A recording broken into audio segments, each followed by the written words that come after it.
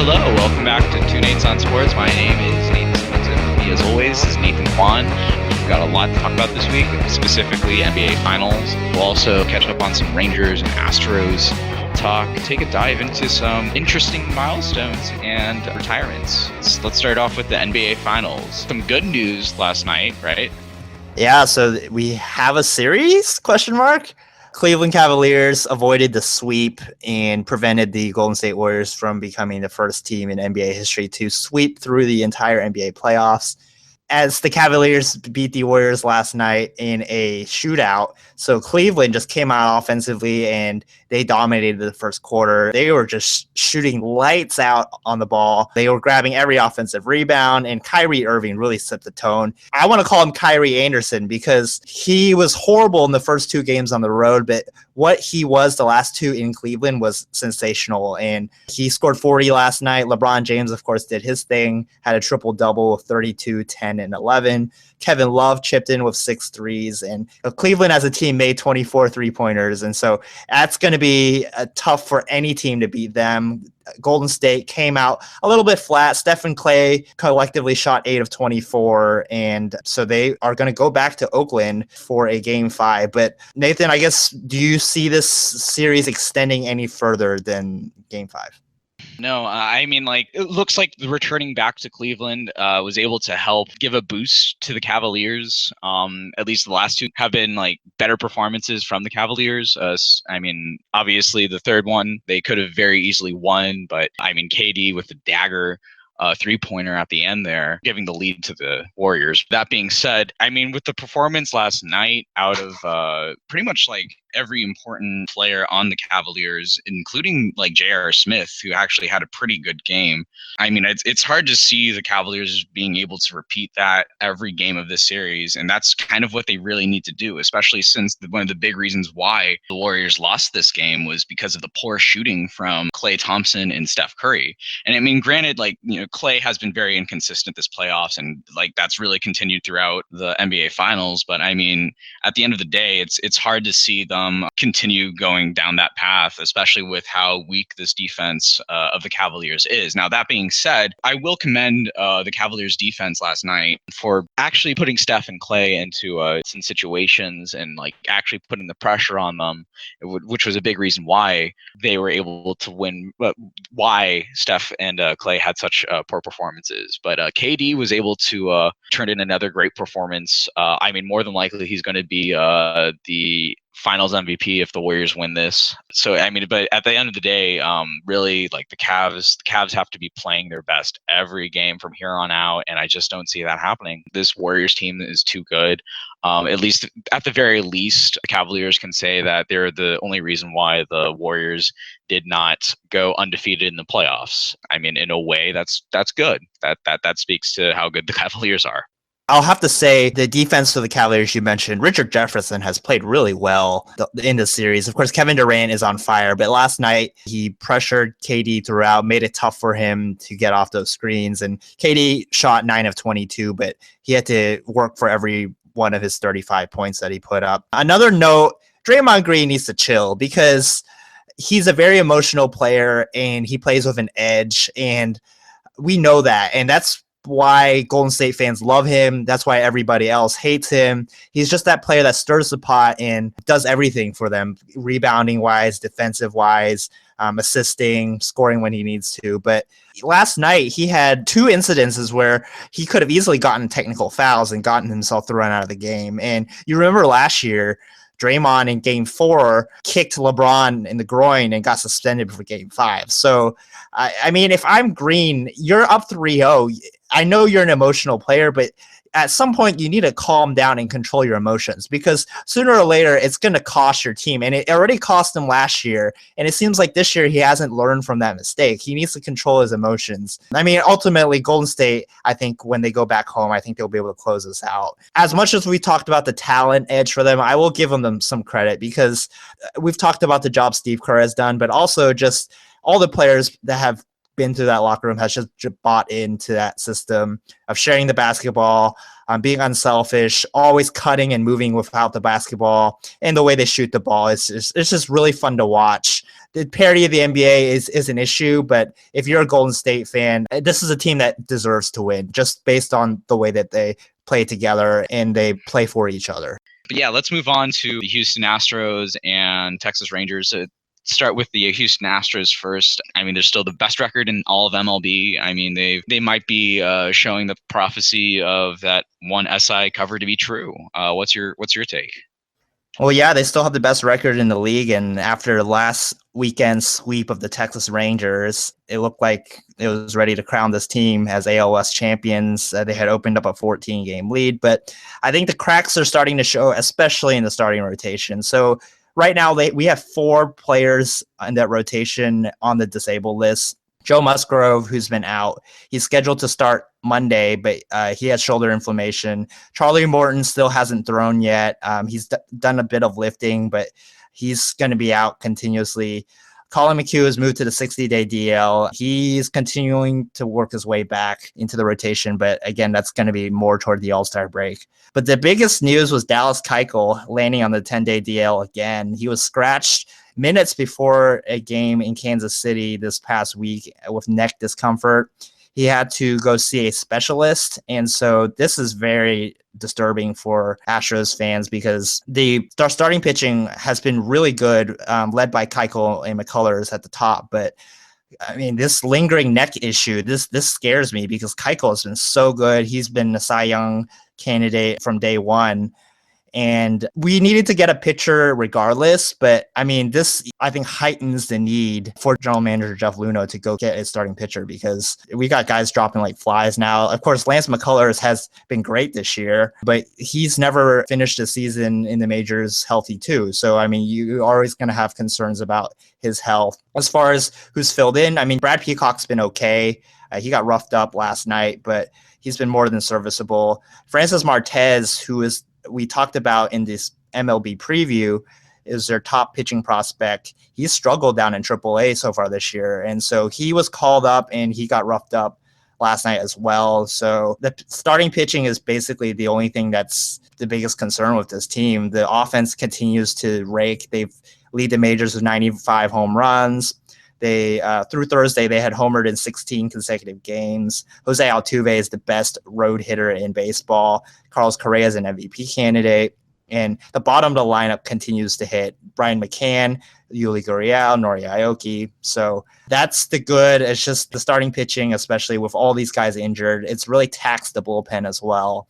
And we've seen guys in the bullpen struggle recently just because they've thrown so many innings and they've tried to get reinforcements from AAA, but I think they're going to need some external help if they can't get some of these guys healthy. But this upcoming week, they finished up the series against the Angels. Then they play 3 more against the Texas Rangers at Minute Maid Park, and then they play Father's Day weekend series against the Boston Red Sox. I will say this about the Houston Astros. They can always trade for Derek Holland. Yeah, so the Texas Rangers, so they got finished being swept up by the Astros this past weekend. Not a great series. I think the pitching was not great, but then the next game, they lost because they couldn't get anything off Luke Gregerson. Fortunately, Odor can't seem to break out of a slump. I mean, this is also your cross-state rival, so I mean, like you'd wish for like a better result. Like then they decided to face the Mets, which are right now just like spiraling out of control. First game, which they won 10-8, would have been 10-5, but Matt Bush gave up back-to-back home runs and threw 20 pitches in that inning. And yet Jeff Bannister decided to bring him out for the second game against the Mets, and because of that, he blew the game. I don't understand Banny's bullpen usage right now. So being said, we now find ourselves a Rangers team that has now beaten the best team in the National League in back-to-back games. The offense seems to at least be waking up outside of Rugi Odor. Maz has been incredible. Same with Elvis in the series against the Mets. 12 hits on the homestand in general. .387, .441, and .548 slash. I mean, Elvis is right now the only person hitting above .300 on the team, which is an incredible turnaround. He was used by Ron Washington, which is just basically someone that would only rely on his speed and would like bunt the ball constantly. Gallo is still smacking home runs, and Chu is getting on base. DeShields seems to also be doing his best Jew impersonation since he's also get on the bases. But just right now, this team is 3 back of the wild card. But it's hard to get a read on this team, especially like when they performance like last week and the week before in basically erasing the 10-game win streak and winning 2 of 10, but then turn around and beat the best team in the National League. But it's just, it's difficult to gauge with this team. I mean, like, they have so many veterans. I mean, they really should be going for it, and yet this team just like doesn't have it. I mean, like, maybe they get the wild card and maybe they win that game, but I mean, I don't see this team going much farther beyond that. And I mean, like, they have to really ask themselves, they have to start asking themselves, especially if they can't start winning more often in June in order to cover up for the very, very slow start that they had this year, whether or not they should start selling off some of these assets. I mean, granted, like, yeah, they have Adrian Beltre, and with Adrian Beltre, I feel like you can always at least consider yourself somewhat of a contender, especially since, like, this is someone that you want to win a World Series for, since he is a future Hall of Famer and really has been that's really the only thing that he might be missing from his resume, especially with the way that it looks like he's going to be surpassing 3,000 hits within possibly sometime next month in July. I mean, he's 47 hits away. I mean, granted, he did get hurt in the middle of the week, but he came back today. Andrew Kashner seems to have some things like his FIP kind of catching up with him a bit. Martin Perez is Martin Perez. I mean, you can always expect him to give up a big inning. And then obviously you have like the struggle with like their final 2 pitchers, especially with Nick Martinez. The big thing is we DFA'd Sam Dyson, and now he's a San Francisco Giant. So I'm sure he's probably going to turn it around there. I hope for all the best for Sam Dyson. I mean, it's been really unfortunate and kind of sad to see someone who was like so dependable for like the last like year and a half just completely like lose it and just like not regain any of his form. But unfortunately, yeah, Sam Dyson's no longer a Ranger. I'll have to say that you guys are benefiting from the American League being pretty mediocre for the wild cards right now. Because in the National League, the Diamondbacks, Rockies, and Dodgers are a 3-headed monster in the NL West. And they're like 10, 11 games over 500. Meanwhile, in the AL, Baltimore holds the second wild card right now, and they're only 3 games over. So I think the Rangers being in the American League, I think they can sit back and hope that they play better baseball between now and the All-Star break and see where they are then, because there's a lot of teams in front of them, but they're only 3 games out. Let's move on to some soccer talk. So last weekend was the Champions League final. Congratulations to Real Madrid as they beat Juventus to win another Champions League title for them. It was a close match throughout. Juventus actually took the lead, but then Cristiano Ronaldo, I think, had 2 goals, and they pulled away late, and it wasn't close at the end. As far as international, U.S. men's national team, they beat Trinidad and Tobago 2-0 this past week, and they moved into 3rd in the CONCACAF hexagonal. They play a big match on Sunday night against Mexico. This U.S. team has had results in the last 3 games since Jurgen Klinsmann was replaced with Bruce Arena, and so that move has looked like it's going to work out, and this team will qualify after the scare after the first 3, but it will be a big test against Mexico this upcoming week. MLS-wise, last week, FC Dallas, they beat RSL 6-2. Roman Lama had a hat trick within the first 23 minutes for FCD, and Jesus Ferreira, who is David Ferreira's son, made his hometown debut for the team and scored a goal in the 89th minute. David Ferreira, of course, was a former MVP for FC Dallas, and so his son is now scoring goals for them now. Dynamo continue their road woes by losing to Seattle 1-0 with ex-Dynamo Will Bruin scoring the goal. But I want to talk about this situation in Frisco. So we talked about the Texas Derby a couple of weeks ago with the Dynamo playing at FC Dallas. It was a 0-0 draw. I mean, I saw videos of the game and the interactions between the Dynamo fans and FC Dallas fans. It's a rivalry. So there's going to be some trash talking. I think one fan for FC Dallas got thrown out, and when there's alcohol involved, there's always situations where things like that can happen. But we didn't hear about any incidences after the fact. And then the news broke this past week that FC Dallas officially sent a letter to the Houston Dynamo, and it's basically going to restrict the traveling fans for the team for the next 4 matches between the two clubs in Frisco. They blamed El Batallon, which is a supporters group, for setting off 2 smoke bombs and a flare outside of the stadium. And they also mentioned something about throwing streamers inside the stadium. I mean, at the surface, that kind of makes sense. But the more I looked into this, I think this is just incompetent management by both FC Dallas and MLS. So the Dynamo support group, the Texian Army, they sent a response to that letter.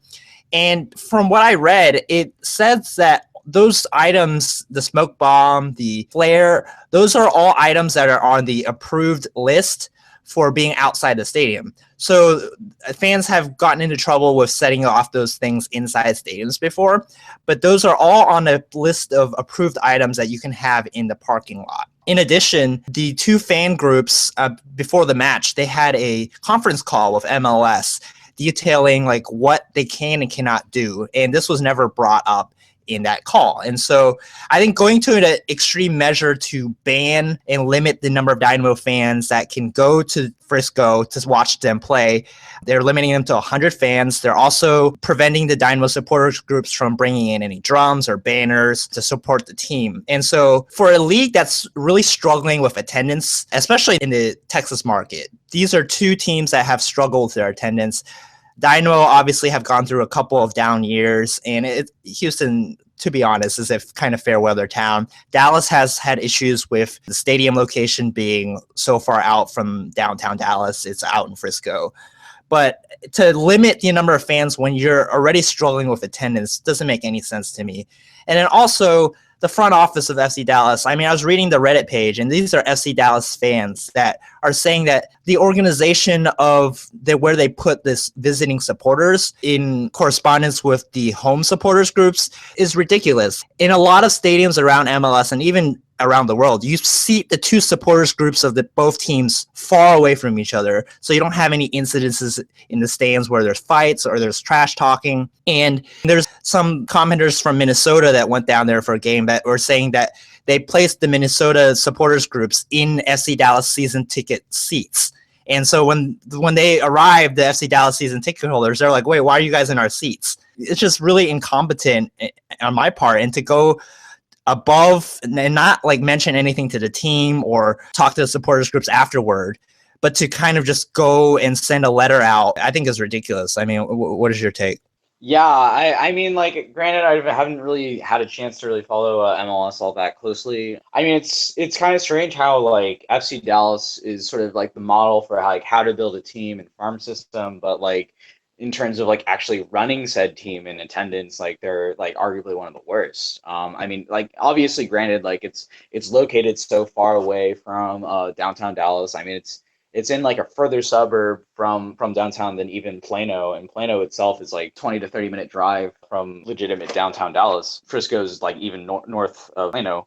So like they were banking on all these like suburban families coming out to go see soccer, and like that just never really like transpired. To me, this comes across more as just like a way for FC Dallas to try not to be shown up by visiting team fans. I mean, like that stadium has struggled to fill out. And so I think also it's like going back to what you said, is just also probably incompetence on FC Dallas's part for not like mentioning this before. But I think that's probably they also saw like a convenient sort of maybe excuse to like find a way to limit themselves from being like shown up by Dynamo fans. But I mean, at the end of the day, like it's just like the fact that they're trying to like limit the amount of people that are able to attend games and actually like, you know, give them their money for tickets, I think it's kind of absurd. Yeah, totally agreed. And if you're trying to cater to families, like you want it to be like a very family friendly atmosphere. On Reddit, I mean, there's people, FC Dallas season ticket holders, that have said that they've tried to really crack down on any like cussing, or like they've tried to push all the supporters groups away into one section, like away from the families. And I just think that that's something that is going to be really tough for, especially for a league that's really struggling and a team that's really struggling with attendance, to kind of dictate to your most passionate fans. I mean, the supporters groups of these teams they stand there and they chant the whole game. They're the most passionate fans of your team. And to kind of alienate them with some of these restrictions, I don't think it's smart. I mean, you look at like MLS promos on TV, they always show like, oh, look at the fans, like the passion in the crowd. And you use that in your promotional material that's trying to showcase your league to the rest of America. And then when you actually implement your game day policies, you try to cut down on that fan passion. And so, I mean, that doesn't make any sense to me. And I don't think it was handled very well. And we'll see what happens going forward with them. But let's move on to our shout outs. So for me, let's talk about the French Open. So Jelena Ostapenko is your women's champion, 20-year-old from Latvia, unseeded, and she wins her first career major. An up-and-comer on the women's side. We talked about how unpredictable that field was, and I actually thought Simona Halep had a good shot at winning her first career major. She was the number 3 seed, but she lost to Ostapenko today. And on the men's side, it was Rafael Nadal again against Stan Wawrinka. That final is tomorrow. Nadal beat Dominic Thiem, who shout out to Tejas Prasad for calling him to reach the semifinals. And then Stan Wawrinka beat Andy Murray, who continues to have his struggles in Roland Garros. Next shout out is to Luis Gonzalez, former Houston Astro and Arizona Diamondback, who had the game-winning hit in the 2001 World Series. He saved a woman from a fiery car. The woman apparently was in a head-on collision, and her car caught fire. And Luis was in the area, and he stopped, got out of his car, saw the woman inside the car, and helped her out and saved her life. So shout out to Luis Gonzalez for being a lifesaver. Shout out first. Hockey, that's a thing. And they're having their finals right now called the Stanley Cup. Right now, the series is 3-2 in favor of Pittsburgh as they're trying to win back-to-back Stanley Cups. They're right now going to be playing in Nashville tonight, this Saturday. So we'll see how that goes. I mean, I'm pulling for Nashville in this one just because, I can't really stand the Penguins. And I'd like to see PK Subban sort of have the fairy tale ending to this season that he deserves. Shout out also to Bob Stoops, the long-time antagonist to Mac Brown and the UT football at large. Retired this week in a kind of a shocking announcement. He was the coach for the past 18 years. He won the national championship, I believe his second year as Oklahoma head coach. And really helped revitalize that program into becoming one of the best football programs in the entire nation. Pretty much one of the most consistent. Also, I believe they've never gone lower than 8-4 during Bob Stoops' 18-year career, and Mac Brown can't say that either, in spite of the fact that he had probably a longer sustained run of 9-win seasons, I want to say. That also being said, congrats to a career well-deserved, and I guess also a well-deserved break for him. That brings in Lincoln Riley. Their offensive coordinator has now been promoted to head coach. It's going to be interesting to see what happens from here on out. I mean, he if anything, in terms of recruiting, Bob Stoops chose the perfect time to bow out because this is pretty late for the 2017 commits to back out now. But even then, I doubt that they would, just because, they probably wanted to play for Bob Stoops, but playing for Oklahoma, at least, a team that I believe won the Big 12 last year, that's a pretty big thing. But that also is going to really shine the light on Tom Herman and see if he can take advantage and if he can be the coach that outcoaches everyone else. You look at the rest of the league and the most senior member outside of obviously Bill Snyder, but the person that's been coaching in the Big 12 for the longest amount of time has been actually Mike Gundy of Oklahoma State. And I no offense to him. He's someone who's had his success, but this looks like a real open opportunity for Texas to finally get back to where they were under the glory days of Mac Brown with his Vince Youngs and his Colt McCoys. We'll see. Yeah, 2 questions. First, Mac or Bob Stoops? Who had the better career? Better career. Oh man, that's a good question. Especially considering how they both only won one championship, but Bob Stoops also was the one that showed up in more national championships. Now, granted, Oklahoma seemed to always like choke in those games. Obviously granted the USC one, like, yeah, it was a blowout. Most people I think were taking USC over them, especially since they ended up having like 2 Heisman Trophy winners on that one. Although they had a Heisman Trophy winner on the Oklahoma team. But anyway, that's beside the point. But yeah, like losing to LSU and Florida doesn't really help. Also getting upset by Boise State in what I'm still arguably the biggest upset of all time in college football. I would have to say at least like the last 20 years. It's hard to really say. I feel like Bob Stoops might have been the better like in-game coach, while Mac Brown was maybe the better recruiter. But even then, considering like all the advantages that Mac Brown had in terms of like Austin was like during that time was like one of the hottest cities to like move to. And Austin's an incredible place to live. No offense to Norman, but Austin's just a better city, as well as just like the fact that like you're still in state versus like going out to Oklahoma and it's just like you're kind of surrounded by nothing. No offense. In spite of all that, Oklahoma more times than not usually had the upper hand on Texas, save for Vince Young leading UT to the national championship and Colt McCoy doing his thing during his junior and senior year. Really, I think Bob Stoops probably had the better career, but Mac Brown weirdly like might have put Texas in a better spotlight just because of again his ability to recruit, ability to at least like let his stars be stars. But I would say probably Bob Stoops has had the better career. Yeah, this is not slighting Mac Brown. This is not a Mac Brown hate session. For me, I agree. I'm going to go Bob Stoops. I think just the level of sustained success. Oklahoma never really went through a big dip during his tenure. And you could say Mac Brown toward the end, that was a big drop off, something that they still haven't recovered out of to this date. But we talked about the head-to-head matchups, number of Big 12 titles, and yeah, the recruiting edge, because Texas, as a flagship university in one of the best high school football states, UT can pick whatever player it wants.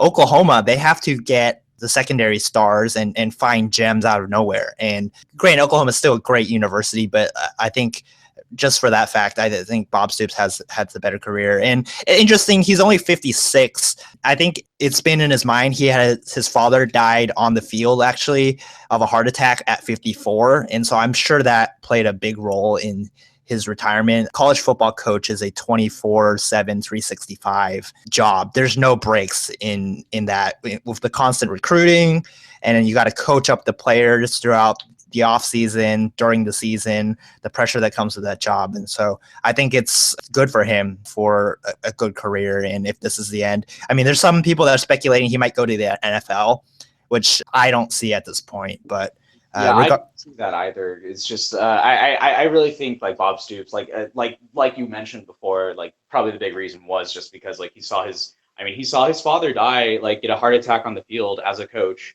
and he was able to outlive his father like an extra 2 years. And like you look at even like people that are like even more successful than Bob Stoops, like Urban Meyer like had to step away from like the great gig he had at Florida as a 2-time national champion because of the stress. Like he had I think like a nervous breakdown or something like that, or not nervous breakdown, but like he had like kind of close to a heart attack or something like that, and so he had to take a break before going to OSU. It's a stressful job because like at the end of the day, you're like you say, you're trying to coach up these like 18, 19-year-old kids, and like not only do you have to do that, but like you also have to like guide them through like one of the biggest transitions in their lives, from like being like still kind of a kid to like an adult, like a functioning human like adult. And so that's a difficult thing to like manage. And I would say like probably college football might be even a more stressful job than the NFL. But at the end of the day, I think Bob's content with the career that he had, and I don't see him getting another job outside of maybe being like a color commentator or like maybe hosting a show in Norman about like college football. I really don't see him getting anything nearly as stressful as being a head coach of any at any level, even high school. I don't see him doing that anymore. It's weird. It's kind of like a chapter of my childhood has been like closed with Bob Stoops retiring, since like for me the Red River rivalry was like the biggest game of a year and was the big reason why I watched college football and got into college football in the first place. And like he performed the role of antagonist to UT so well because he was so good. And like it made it all the more satisfying when Vince Young was able to finally like get over the hump and sort of like help confirm that like UT really was the team of destiny going against that USC team. Yeah, it's the end of an era, I would say, in the Big 12. You had Mac Brown for the longest time at Texas. You had Bob Stoops at Oklahoma, Mike Leach at Texas Tech for the longest time. Of course, Art Briles ran into his issues at Baylor, and now he's gone. So Art Briles turned out to be a horrible human being. Yes, but in terms of I totally agree with that. Production, yeah. Shout out to Jake Diekman, who had a third successful surgery for his intestinal issues. Looks like he's on track to come back after the All-Star break, and Lord knows we need him. So hopefully he can help reinforce the bullpen. But we'll see. Yeah, and shout out to Scooter Gennett of the Cincinnati Reds, who became the 17th player in Major League history to hit 4 home runs in a game. He did so on Tuesday night. The first player since Josh Hamilton in 2012 to do so. So shout out to him. Absolutely, yeah. One thing I want to ask, do you remember where you were when Josh Hamilton had that 4-run home game? I ignored baseball for a good 3-year period from like 2010 to 2013. So I don't know what you're talking about. Okay. Nah, I mean, I remember that. I remember that game distinctly because I was studying for my statics class and like just stressing out about that. But then was giving like happy feelings by like constantly like watching him hit home runs that one night. He almost had 5 home runs too. If the double he hit was maybe like 5 feet higher than he had. But yeah, it is what it is. But yeah, congrats to Scooter Gennett. I want you guys to visit our website, TwoNatesOnSports.com. Also, like us on Facebook. We are almost at 40 likes. We just need 1 more. So like us at 2 Nates on Sports. Also subscribe to our YouTube channel, as well as iTunes, Stitcher, and Google Play Music, where you'll get a notification as soon as we release our new episodes. Nathan, I will talk to you next week. Talk to you then, man.